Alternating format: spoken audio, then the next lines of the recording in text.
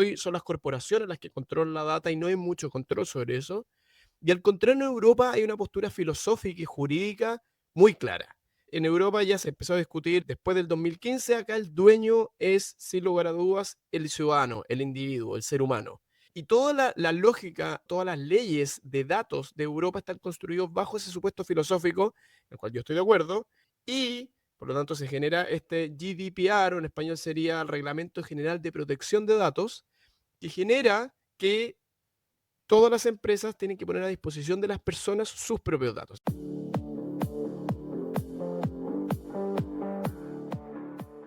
Hola, ¿cómo están? Bienvenidos a un nuevo capítulo de Emergente.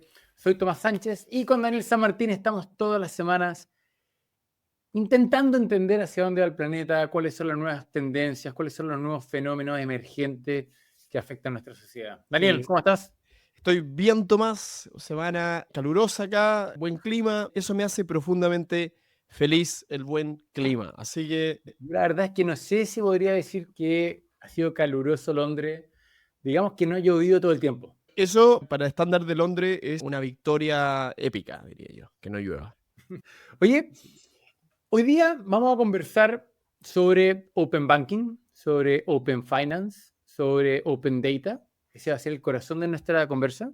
Pero la verdad es que en la última semana han habido un par de noticias que de una u otra forma nos llevan hacia allá, ¿cierto? Todo este tema sobre ciertos temas de privacidad de datos que se han cuestionado en este nuevo acuerdo entre Apple y OpenAI para hacer, para hacer una alianza, para crear lo que Apple está llamando Apple Intelligence, y al mismo tiempo varios cuestionamientos a Apple por el regulador europeo con respecto a su abuso de poder monopólico. Sí, tenemos varias noticias y creo que este es un tema importante desde un punto de vista filosófico. ¿Quiénes son los dueños de los datos? Las empresas dueñas de lo que producen los dispositivos que generan los datos, los propios ciudadanos. Así que vamos a estar discutiendo eso y vamos a ver cuáles son las implicancias para el futuro y para la región latinoamericana. Pero antes de entrar de lleno en este tema apasionante, que no se nos olvide, por favor, agradecer a todos nuestros Patreon que nos ayudan, que nos auspician. Y recordarle a cada uno de ustedes que si encuentran que este humilde podcast vale la pena, cuéntele a su amigo, a su familia, recomiéndenlo, pónganos seguir en su plataforma de podcast favorita, evalúenos bien, pónganos 5 estrellitas, dennos una manito para poder seguir conversando de estos temas apasionantes. Un podcast humilde, pero muy honesto. La verdad que lo hacemos con mucho cariño, nos gustan mucho estos temas y como decimos siempre, creemos que es muy, muy importante instalar este como mindset de un pensamiento más a largo plazo, no quedarnos en la cosa pequeña del día a día, sino que creemos que las empresas, los gobiernos y en general las sociedades estarían mejor si tuvieran esta mirada hacia el futuro. Así que aquellos que piensen lo mismo, apóyennos, únanse, escríbanos si nos equivocamos en algo, algún dato, algún análisis, si no están de acuerdo, por favor, escríbanos, coméntenos, corríjanos. Esa es la idea, es aplicar inteligencia colectiva para que todos vayamos desarrollándonos. Bueno, dicho eso, agradecidos como siempre de su amable escucha, vamos de lleno a los temas que han sido tema esta última semana. Y uno de ellos fue el tema de que justamente Apple anunció que tiene una alianza con OpenAI para apalancarse en su modelo fundacional a la hora de habilitar una serie de aplicaciones de inteligencia artificial dentro de sus dispositivos, principalmente el iPhone. ¿Bien? Por un lado, vale la pena preguntarse o incluso asombrarse de cómo Apple, una de las 3 compañías más grandes del planeta, se está basando en un tercero en algo tan esencial. Es decir, un activo estratégico que está en el corazón de cualquier gran tecnológica, Apple está descansando en un tercero. Y eso la verdad es que vale la pena ser comentado al menos brevemente antes de que entremos al resto de los temas. Sí, esto a mí la verdad que me sorprendió. Yo habría apostado algo distinto. Hemos comentado acá que se han ido formando como tres grandes macro grupos líderes en inteligencia artificial. Uno era Microsoft con OpenAI. Había un segundo grupo que era Google, que había comprado a DeepMind en Londres y tenía como esta combinación de Big Tech con laboratorio de AI. Y el tercer grupo se había constituido hace algunos meses cuando Amazon había entrado a una cooperación muy estrecha con Anthropic, los creadores de Claude. Entonces teníamos estos tres grupos y la gran duda era la otra gran tecnológica, Apple. ¿Qué iba a hacer? con quién se iban a ir, con quién se iba a aliar. Mucha gente apostaba que iba a armar un laboratorio de AI interno y nos sorprende que finalmente haya optado por OpenAI. Por lo menos para mí eso fue una sorpresa. Yo, en mi impresión, el acuerdo, en mi entendimiento, el acuerdo con Microsoft era mucho más exclusivo. Yo pensé que era un matrimonio monógamo, pero lo cierto es que parece que no, que OpenAI está jugando ahí un juego a varias bandas, lo cual muestra una vez más el enorme poder que tiene esta compañía, la compañía de Sam Altman y el resto de la banda. No, y sobre todo también entendiendo que tú, Daniel, acabas de nombrar a los líderes, ¿cierto? A los que están con los modelos más avanzados, pero en el fondo hay otros 50 startups, empresas, consorcios que están desarrollando modelos fundacionales, que pueden estar más atrás, pero están haciendo esfuerzos importantes, que tienen magnitudes en términos paramétricos importantes, estrategias también diferentes, como Facebook, ¿cierto? Meta, que está con un modelo open source al respecto.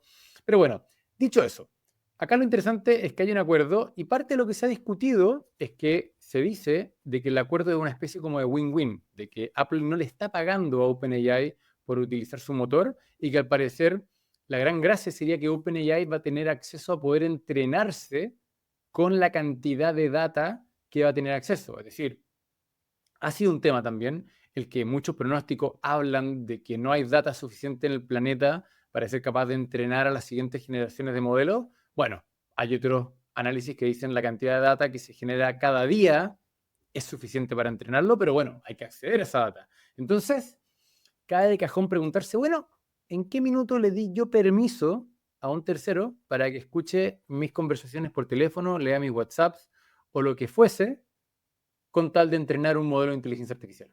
Apple dice que va a ser absolutamente privado. Apple siempre se ha jactado de dar una pelea por la privacidad. De hecho, ha ido hasta la Corte Suprema de Estados Unidos peleándose con el FBI con tal de no dar acceso a sus teléfonos. Y dice que ahora también lo seguirá haciendo. Es decir, que va a ser capaz de entrenar a los modelos, pero de manera privada. O sea, o manteniendo la privacidad dentro de cada uno de los dispositivos y que tu data no va a dejar tu dispositivo.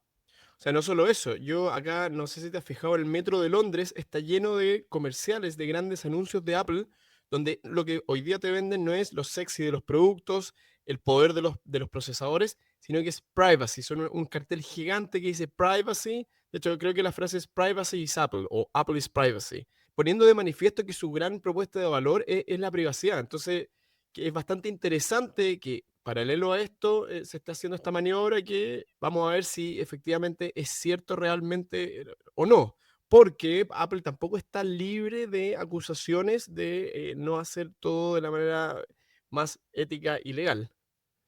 Claro, de hecho, hoy día se está discutiendo por el regulador europeo que probablemente Apple va a debutar en lo que se llama el Digital Act de la Unión Europea, que básicamente sanciona las prácticas antimonopólicas en el mundo digital, que muchas veces son más difusas y la verdad es que tiene multas muy importantes. En este caso estamos hablando de que Apple arriesga una multa de $1.000 millones, que tiene que ver con que, al parecer, o lo que se alega, y la verdad es que hay varios terceros que lo han demandado ya, por abuso de posición dominante con respecto a su App Store. Es decir, entendemos que cuando todo teléfono que es Apple, la única manera de acceder al ecosistema de aplicaciones es a través del App Store, la verdad es que la cantidad de poder que tiene Apple ahí es impresionante.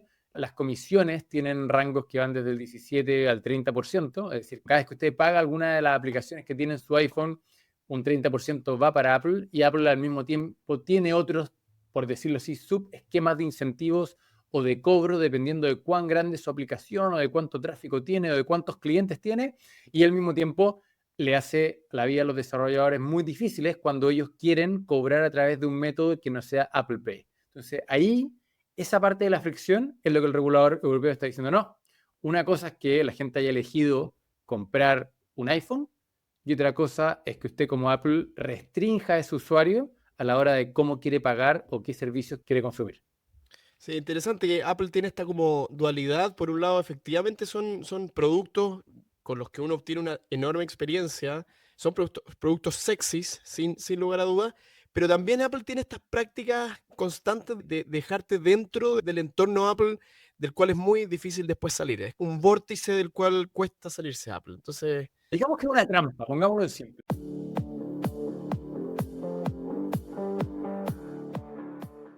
Siguiente tema, ¿qué pasa con los datos? Porque si esto estamos hablando de que, bueno, Apple va a hacer un buen negocio, ¿cierto? Con los datos míos para entrenar el modelo de OpenAI y probablemente por lo mismo no le está teniendo que pagar a OpenAI. Y ahí yo me hago la pregunta, bueno, ¿y por qué OpenAI no me paga a mí? Si va a estar usando mis datos, Si tú ¿cierto? generaste los Y datos, pero ahí, ¿quién es el dueño de los datos bueno, es finalmente? que ahí va el corazón de lo que decía Daniel al principio del capítulo. Y es que hay algo que muchas veces no lo pensamos, no lo reflexionamos, es algo que no se nos habría ocurrido conversar de hace 20 años atrás, pero Europa fue pionero en decir, cuando usted genera un dato, sea eso, una conversación en WhatsApp, sea su comportamiento de likes dentro de una red social, o sea simplemente sus datos personales que se los acaba de entregar a un banco para que ellos puedan evaluar un crédito, ese dato es suyo. Sí, y hay uno está continuamente generando datos sin darse cuenta. Hay algunos obvios, como el comportamiento en las redes sociales, pero por otro, el otro día reflexionaba, cuando uno anda en metro, en general, por lo menos en muchas ciudades, uno paga con la misma tarjeta y esa tarjeta está asociada a tu nombre. O sea, hay un servidor en algún lugar que sabe todos los movimientos que yo hago en transporte público. En Londres, además, por ejemplo, está integrado todo el sistema de transporte público. Y por lo tanto, hay en un servidor, alguien sabe exactamente todos los movimientos que yo hago durante el año. Y eso es data, y es data que yo genero simplemente moviéndome. No, sin duda. Pero bueno, lo que es interesante es primero ser consciente de que esa data existe. Como dice Daniel, muchas veces somos inconscientes de que generamos esa data, pero al mismo tiempo es interesante la conversación de, bueno, ¿quién profita con esa data? ¿Quién tiene permiso para utilizar esa data de una u otra forma? Y entender de que, de nuevo, Europa ha sido líder y ha estado a la vanguardia y tiene lo que se llama la ley de GDPR, ¿cierto? Que regula de manera muy clara cómo puede ser el uso de datos, pero el resto del mundo no es el mismo. Es decir, Estados Unidos es absolutamente laxo al respecto. Lugares como China entendemos de que toda la data está centralizada y que de alguna manera es el gobierno central el que tiene montado un pseudo sistema de vigilancia de una u otra forma y por lo tanto, de nuevo, abre una conversa que es interesante porque tiene repercusiones tanto en el mundo económico como en el mundo de la privacidad. Es decir, cuando alguien quiere manipularme o me quiere vender algo o me quiere chantajear y sabe, como dice Daniel, dónde estuve durante cada minuto o durante muchos lugares o en muchos lugares durante mi semana, es una información que no sé si yo quiero que un tercero la pueda analizar. Sí, y lo otro que es interesante a mi juicio es cómo diferentes culturas, o al menos diferentes instituciones, diferentes civilizaciones, me atrevería a decir, tienen supuestos muy diferentes. En China nadie se cuestiona, o por lo menos a nivel público, que el dueño, que quien toma la data y que hay una autoridad que puede disponer de esta data para tomar las mejores decisiones para la comunidad. En Estados Unidos hay una cosa media mixta, pero en general, hoy por hoy, son las corporaciones las que controlan la data y no hay mucho control sobre eso. Y al contrario, en Europa hay una postura filosófica y jurídica muy clara. En Europa ya se empezó a discutir después del 2015, acá el dueño es, sin lugar a dudas, el ciudadano, el individuo, el ser humano. Y toda la lógica, todas las leyes de datos de Europa están construidos bajo ese supuesto filosófico, en el cual yo estoy de acuerdo, y por lo tanto se genera este GDPR, o en español sería el Reglamento General de Protección de Datos, que genera que todas las empresas tienen que poner a disposición de las personas sus propios datos. Entonces yo en Europa puedo, por ejemplo, llamar a una empresa que tiene mis datos y decirle, pásenme todos mis datos. O puedo decirle, borren todos mis datos. Y si la empresa se niega, no es capaz de hacerlo, tiene unas multas, pero enormes. Y por lo tanto, ha sido muy, muy, muy fuerte Europa en reglamentar esto, en que el dueño sea de los datos efectivamente el ciudadano, el ser humano. Y de ahí, de esta lógica jurídica y filosófica, es que surge la idea del open banking. También solamente decir que la normativa europea no solamente dice de que justamente tú tienes acceso al dato, puedes pedir que lo borre, también es muy prescriptivo, ¿cierto? En decir cómo usted como empresa que tiene datos de un tercero puede manejarlos, dónde los puede guardar, bajo qué protocolos de seguridad tienen que estar. Si usted los mueve o adquiere servicios de otro proveedor tecnológico que le guarda los datos, tiene que tener ciertos estándares. O sea, es bastante cuidadosa y creo que me parece razonable en el mundo en el que vivimos hoy día. Hay otros casos que también lo he vivido que se pasa un poquito de la raya y termina haciendo las cosas infinitamente complicadas, pero no caigamos ahí. Dicho eso, como decía Daniel, esta es como la piedra fundamental o fundacional cuando queremos decir, bueno, si es que vamos a tener cierta trazabilidad de datos, esos datos son míos, aplica de una u otra misma lógica cuando hablamos del mundo financiero. Es decir, el dinero o la data sobre el dinero que tengo yo es mía y no es del banco. ¿Bien? Y eso es algo muy, muy importante para algo tan simple como cuando yo quiero pedir un crédito con un banco que no es mi banco habitual. Porque mi banco habitual me conoce y por lo tanto tiene claro las transacciones que hago, tiene claro los sueldos que recibo, tiene claro cuánto gasto, tiene claro si soy un buen o un mal pagador y por lo tanto tiene lo que se llama poder de mercado o poder negociador frente a mí. ¿Por qué? Porque solamente él me conoce tan bien para poder darme un crédito y ajustar bien el riesgo. Pero si yo quiero ir mañana a un tercer banco que no me conoce tan bien, ese banco está en desventaja. Y por lo tanto, también estoy en desventaja yo. Porque yo no Exacto. puedo pedirle un crédito a ese tercer banco tan ajustado o tan bien tenido porque ese tercero no me conoce bien. Entonces, ahí viene el concepto de Open Banking, el que yo le pueda compartir mi historial financiero, acceso a mi data financiera a un tercero que yo decida hacerlo y no dependa de la buena voluntad del banco, que obviamente tendría mala voluntad, no le conviene. Sí, y para complementar eso, efectivamente el problema hoy día no solo es que el banco en que tú estás te tiene, digamos, atrapado de cierta manera porque tiene tus datos y es el único capaz de ofrecerte productos realmente valiosos dado tu perfil, sino que además la entrada de nuevos incumbentes que no tienen data es casi imposible. Entonces, lo que termina pasando en estos mercados es que hay pocos bancos, no demasiados, muy grandes, y para alguien que quiere entrar, para una startup que quiere entrar en el mundo financiero, es casi imposible porque no tiene ningún dato con el cual jugar y no tiene acceso a nada. Y eso es lo que empujó a los países en Europa, en particular uno de los más avanzados ha sido efectivamente Reino Unido, de crear este sistema de Open Banking. Open en el sentido de que la data es abierta si es que el individuo, si es que el ciudadano da consentimiento, lo cual permite dos cosas. Uno, reduce el poder monopólico, el poder de mercado de tu banco, pero además permite que nuevos incumbentes entren, porque cualquier startup pequeña, ahora me puede preguntar a mí, Daniel, ¿puedo usar tus datos para revisarlo y darte una tremenda oferta de un crédito? Y yo le puedo decir, sí, por favor. Y esta startup va, le solicita mis datos a los bancos que los están guardando y puede utilizarlos para hacerme una buena oferta. Y por lo tanto, en teoría al menos, genera un mercado muchísimo más competitivo y por lo tanto valioso para los consumidores. Claro, y esto lo estamos usando en el caso simple de explicar y muy revelador que es un crédito. Pero esto podría ser para un seguro, esto podría ser simplemente para pagar un servicio de un tercero. Cuando pago ese servicio del tercero no tengo que pasar a través de una clásica tarjeta de crédito o un mecanismo de pago donde el propietario es un tercero. Lo puedo hacer simplemente con una transferencia bancaria que está habilitada desde quien me está vendiendo el servicio. Es decir, hay una cantidad, es decir, crea literalmente una plataforma donde todo proveedor podría enchufarse ya sea a la capacidad de pago o a la capacidad de información sobre tus productos financieros si es que tú le das permiso. ¿Bien? Y por eso es importante ser consciente de esto y entender de que de alguna manera la iniciativa que han tenido varios gobiernos o varios estados latinoamericanos es tan importante de respaldar, de apoyar, de pedir que se siga perfeccionando y se siga desarrollando. Acá el pionero en Latinoamérica fue México, seguido por Brasil. Hoy día Chile, de hecho, está en el proceso de la creación del reglamento, está en lo que se llama el proceso de consulta pública por la Comisión de Mercado Financiero. Por lo tanto, esperamos que de aquí a 18 meses más haya una ley de Open Banking implementada en Chile. Pero pensamos con Daniel que esto es un tema muy importante para una buena y sana competencia del mercado financiero y entendiendo lo relevante que es el mercado financiero para el desarrollo de cualquier economía, de cualquier sociedad, más vale que sea muy competitivo. Sí, y también aclarar como algunos conceptos porque se suele confundir entre Open Finance, Open Data, Open Banking, y lo cierto es que son fundamentalmente lo mismo, pero con conjuntos de datos distintos. Open Banking refiere a los datos efectivamente bancarios.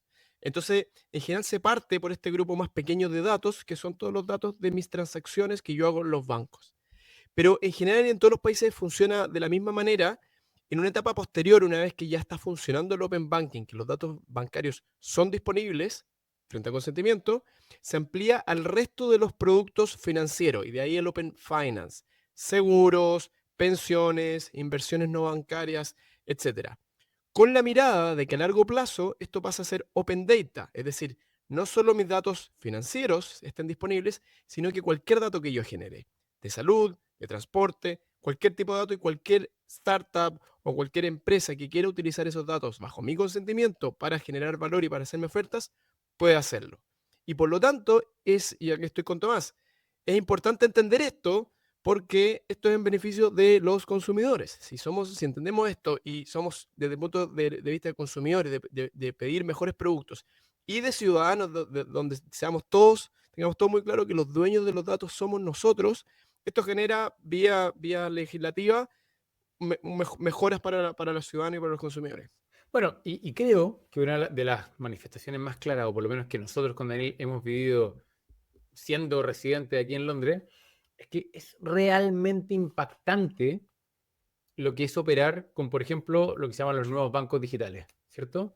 Donde la experiencia desde la creación o la apertura de una cuenta corriente hasta la resolución de problemas, hasta el tener que interactuar con el banco por cualquier motivo, es tan agradable, funciona tan bien y en buena medida está habilitado por un sistema de Open Finance y por un sistema de Open Banking que permite que cuando ese banco quiere saber información sobre mí, tiene, por decirlo así, la tecnología, los datos, los protocolos para poder verificar, por ejemplo, si yo soy yo cuando voy y le mando una selfie mía, esa selfie va acompañada con mi pasaporte, esto va acompañado con otros datos personales, esa plataforma central es capaz de consultar en terceros si es que efectivamente este personaje que está abriendo la cuenta corriente cumple o son verdaderos una serie de antecedentes que me dio, y de esa manera se habilita una experiencia de cliente infinitamente mejor, y por lo mismo, esos bancos que son pequeños tienen la capacidad de competir con los incumbentes que de otra manera habría sido imposible. Sí, estaba revisando cifras, yo sabía que eran muchas, pero ¿cuántas fintechs crees que hay hoy en Londres después de la ley de fintech del 2018? 5.000. Bien, estuviste en el orden de magnitud, 3.000 fintechs hay hoy día, gracias a esta ley. Esto en UK, que efectivamente es un mercado súper desarrollado en términos de fintech, pero México tiene casi 800 fintech ya, en una ley que se aprobó hace menos de 2 años. Chile, hay muchas empresas que hoy día están ya formándose, que están configurándose para entrar a esta lógica. Yo entiendo que el número en Chile está entre 100 y 200. Alguna vez estaba mirando los números de la Asociación de Fintechs en Chile. Perfecto, gracias. Yo no sabía. Muy buen dato, Tomás Sánchez. Esto no estaba preparado, queridas y queridos radioescuchas. Pero poniendo el otro lado de la moneda, es también entender de que todo esto no es de la noche a la mañana. Como que justamente Inglaterra es el pionero, la ley es del 2018. Hoy día, estando 5, 6, 7 años después, podemos ver un ecosistema con ciertas aplicaciones y con ciertas empresas bastante maduras. Sin embargo, todas esas empresas siguen, por decirlo así, dando la pelea para terminar de establecerse en un mercado que, insisto, es muy competitivo. Es decir, acá los tres principales neobancos o bancos digitales es Revolut, Starling y Monzo. Starling es el único que es rentable y de alguna manera Monzo dijo hace un par de semanas que este año iba a hacerlo, que el año pasado lo fue ahí perillando las cuentas. Pero, pero mostrando también de lo difícil que es abrir camino. Es decir, ellos hoy día viven principalmente de ser cuenta correntista, de poder cobrar ciertos fees sobre transacciones, dependiendo del plan que uno tiene, de guardar los depósitos con bonos del Tesoro de Estados Unidos o del Banco de Inglaterra, y por lo tanto tienen que terminar de ponerse los pantalones largos y ser capaz de ofrecer un buen crédito hipotecario y productos de crédito finalmente. ¿Bien?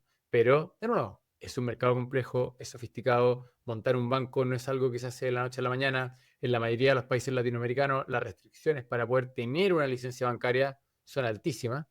Y nada, lo pongo solamente como antecedente de entender que este es un camino largo a recorrer, que el mundo financiero es como el epítome de que esto funcione muy, muy bien, pero como bien explicaba Daniel, hay muchos pasos previos en el mundo de los seguros, en el mundo de otro tipo de servicios, donde es importante tener esta interoperabilidad de datos. Sí, pero a mí me gustaría imaginar un futuro donde efectivamente, a nivel global, ojalá, estuviera muy metida esta concepción de los ciudadanos de que los dueños de los datos son las personas, que las leyes estuvieran al respecto y viviéramos en un mundo donde las fintechs te estuvieran como, esto es como medio un escenario narrativo, pero Mm, fueran y te preguntaran constantemente, hey, ¿me das acceso a tus datos de este tipo, de este tipo, de este tipo? Y te estuvieran continuamente haciendo ofertas que son perfectas para ti.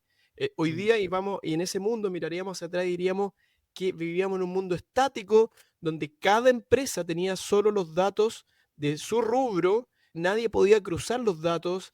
No tiene sentido en el fondo. Si uno lo piensa como hacia adelante, vamos a mirar hacia atrás en un mundo que hoy día realmente como sociedad no estamos sacando todo el valor que deberíamos o que podríamos de los datos, porque los datos están metidos en clústeres diferentes, están generalmente las empresas que tienen que guardar los datos, son empresas muy antiguas, con muy poca capacidad de innovación, con muy pocos incentivos además para innovar, y en cambio un mundo donde todos los datos están disponibles y las empresas más innovadoras pueden cruzar datos de ámbitos distintos, creo que puede ser un mundo bastante positivo.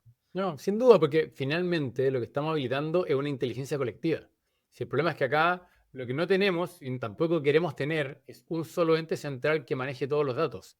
Pero lo que sí queremos tener es un ecosistema de miles de empresas y personas que son capaces de operar sobre una misma plataforma que permite, valga la redundancia, interoperabilidad.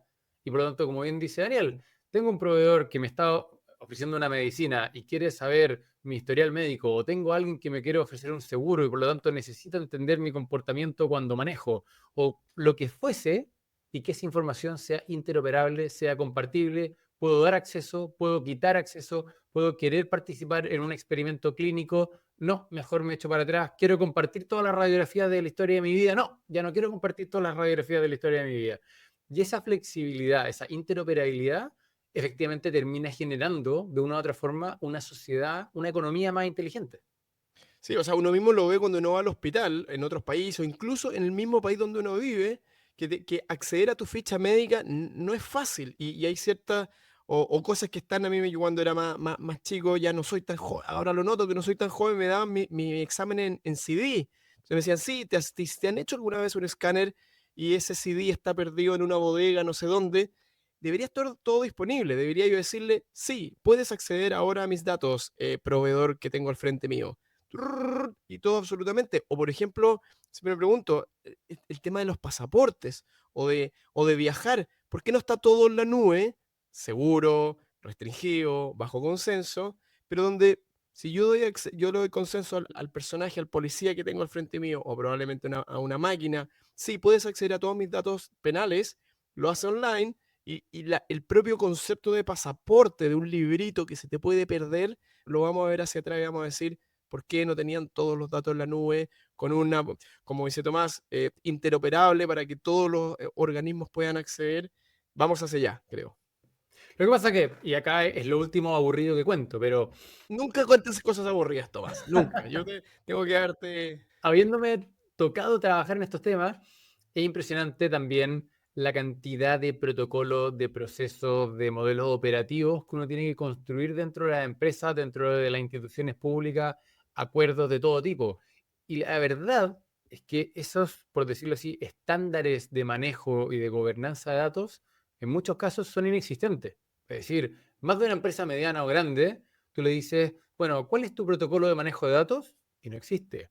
El poder, como tú bien decías, cómo mantengo la privacidad, cómo muchas veces puedo utilizar ciertos datos, pero los mantengo privados, los mantengo anonimizados, genero IDs falsos o IDs protocolares simplemente para la ejecución de ciertas transacciones. Es decir, hay toda una inteligencia, insisto, muy de gestión, muy de protocolo, muy de TI, de tecnologías de la información, que son aburridas, pero completamente necesarias para que esto se habilite y estamos simplemente en un estadio de madurez no suficientemente sofisticado para poder habilitar todo esto. No, y acá lo interesante, me gustaría como ir cerrando con esta reflexión, pero la tecnología este es un problema político, de coordinación social, no un problema tecnológico. Completamente Si, de acuerdo. si todos los individuos estuviéramos conscientes de estos temas y empujáramos y presionáramos y saliéramos a la calle, si se quiere, a reclamar, así como reclamamos por otros derechos sociales, salir a la gente a las calles a reclamar por su derecho social de poseer la data y de sacar ventaja de su data, si hubiera suficiente noción de esto, probablemente habrían leyes y probablemente cambiaría esta dirección.